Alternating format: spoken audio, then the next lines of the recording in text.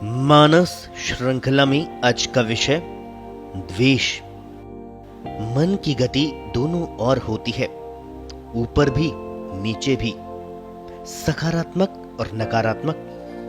अतः मन में उठने वाली इच्छाओं की भी मूलतः दो ही गतियां होती है। वैसे एक गति तिर्यक भी कही गई है, जैसे हवा का बहना। मन की एक गति में मन विषय की ओर आकर्षित होता है, तब सभी इंद्रियां अनायास ही उधर मुड़ जाती है। एक सुख का भाव मन में उभरता है। इसी प्रकार मन विषयों से विरक्त होता है, विकर्षित होता है, क्षोभित भी होता है। इंद्रियां तब भी उधर मुड़ती है। विषय को केंद्र में रखकर अविद्या रूप चिंतन किया जाता है। अवसाद घेरे रहता है। आकर्षण और विकर्षण मन के आयाम हैं। इसके बिना मन में कामना पैदा नहीं हो सकती। दोनों आसक्ति रूप सिक्के के ही दो पहलू हैं। शास्त्रों में दोनों को ही आवृत भाव माना गया है। आकर्षण को भी अविद्या लक्षण ही कहा गया है, क्योंकि वह भी कामना का जनक है। हम कामना के पार जाने के लिए, मुक्ति के लिए जीते हैं। आकर्षण का एक कारण है मेरा और दूसरा कारण है मैं। जिन कारणों से मैं और मेरा क्षेत्र बाधित होता है, उनसे मन को आघात लगता है। मन कारणों के प्रति क्षोभित होकर प्रतिक्रिया दिखाता है, प्रतिरोध करता है, आक्रामक होता है। उस विषय के प्रति स्नेह और प्रेम के द्वार बंद करके अहित की कामना करने लग जाता है। ये राग का विपरीत भाव ही आसक्ति का द्वेष भाव कहलाता है। मन का लक्ष्य सदा सुख है, प्रेम है। राग द्वेष भिन्न नहीं है। अच्छा लगने के सबके ही अपने अपने अलग कारण होते हैं। अच्छा से बहुत अच्छा होते होते प्रियता के धरातल पर बहुत आगे निकल जाता है। जीवन की अनिवार्यता जैसा लगने लगता है, उसमें कोई दोष नजर नहीं आता। तब कहते हैं कि राग हो गया। इसमें मन के आवरणों की विशिष्ट भूमिका होती है। ओम सहना ववतु सहनौ भुनक्तु सह वीर्यं करवावहे तेजस्विना वधीतमस्तु मा वै दिशावहे। ओम शांति शांति शांति। ओम हे परमात्मा, हम दोनों यानी गुरु शिष्य का साथ ही रक्षण करो। हम दोनों का पालन करो। हम दोनों साथ ही पुरुषार्थ करें। हम दोनों की विद्या तेजस्वी हो। हम किसी से द्वेष न करें। ओम शांति। इसी प्रकार जब मन को कोई व्यक्ति अच्छा नहीं लगता, तब उसकी आगे परिणति द्वेष में होती है। राग तो जड़ चेतन किसी से भी हो सकता है, जैसे धन से, संतान से। आमतौर से द्वेष तो इंसान से ही होता है।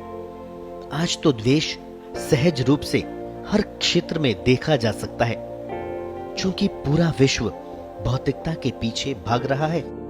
अतः धन और स्वार्थ के आगे व्यक्ति की दृष्टि ही नहीं जाती। इसमें जरा सी भी बाधा आई तो मान लो द्वेष हो गया। किसी को अब उतना सहन करना भी नहीं आता जितनी सामूहिक जीवन की आवश्यकता है। बिना जरूरत के किसी की भूमिका भी जीवन में किसी को स्वीकार नहीं। घरों में द्वेष का अपना एक स्वरूप है। नाराजगी से भी शुरू हो सकता है, तो अपेक्षा भाव से भी। वैसे अधिकतर तो अपेक्षाओं पर आधारित रहता है। बहू सास की सेवा नहीं करती, क्योंकि उसे नौकरी पर जाना होता है। रोज के ताने शनि शनि द्वेष में बदल जाते हैं। द्वेष में बदले का या अहित का भाव भी रहता है। दोनों के बीच में बहुत दूरी हो जाती है। दहेज के ज्यादातर मामलों में द्वेष को ही फलते फूलते देखा है। द्वेष में जितना अधिक नुकसान सामने वाले का हो, उतनी ही मन में प्रसन्नता होती है। हमारे यहाँ कहावत है कि भले ही मेरी भी एक आंख फूट जाए, पर सामने वाले की दोनों फूटे। जमीन जायदाद के झगड़े, घर की संपत्ति के बंटवारे या प्रारब्धवश द्वेष हो जाना आम बात है। व्यापार में तो आज द्वेष ने विकराल रूप ले लिया है। पहले एक तरह का व्यापार करने वाले साथ बैठकर हित चिंतन किया करते थे। व्यवसाय के मुद्दों पर राय मशविरे होते थे, स्पर्धाएं होती थी। आज भी होते दिखाई तो देते होंगे, किंतु भीतर कुछ और रहता है। स्पर्धा नहीं, प्रतिस्पर्धा हो गई। सबकी टांगों में लंगी लगाकर गिरा दो, अकेले दौड़ सको। इतना ही नहीं, लोग झूठी FIR करा देते हैं, गुंडे पीछे लगा देते हैं, सुपारियां देने लगे। तंत्र मंत्र, टूने टोटके और मूठ चलाने में भी झिझक नहीं, और सब उस धन के लिए जिसे कोई घर में रखना चाहता ही नहीं। रख लिया तो न नींद आए न रोटी भाए। द्वेष आक्रामक होता है, आसुरी प्रवृत्ति का प्रतिनिधि है। द्वेष होने का ही अर्थ है विनाश काले विपरीत बुद्धि। द्वेष हिंसा पर जाकर ही शांत हुआ करता है। अज्ञान ही द्वेष का मूल कारण है। जीवन में 5 पाशों से बंधे हुए मानव की पशु संज्ञा है: अविद्या, अस्मिता, राग, द्वेष, अभिनिवेश। राग और द्वेष दोनों ही संकेत करते हैं कि व्यक्ति यथार्थ से दूर जीता है। शरीर और भोग के आगे जीवन की उसकी कोई परिभाषा भी नहीं है। आहार, निद्रा, भय, मैथुन रूप पशु भाव से ऊपर तो उठ ही नहीं सकता।